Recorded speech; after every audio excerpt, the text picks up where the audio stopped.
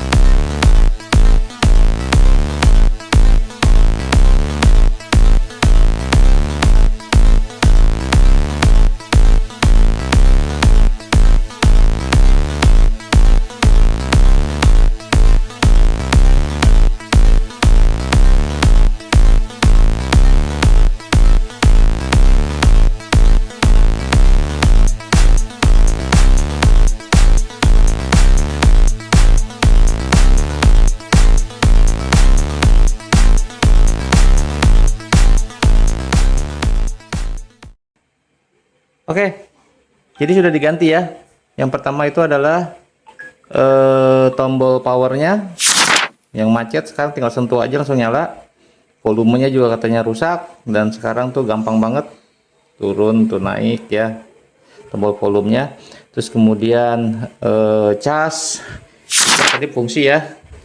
Coba kita tes dulu. Oke, dicas. Wow, sempurna. Oke, dicas oke. Terus ganti baterai juga. Oke, baterainya lumayan. Dan yang terakhir adalah ganti screen guard atau ganti anti goresnya. Nah, hasilnya perfect ya, nggak ada bubble ya, mulus ya. Oke, keren banget ini, udah kayak new ya. Backdoornya mah tinggal ditutup aja sih pakai ini. Oke, sukses operasinya, well done.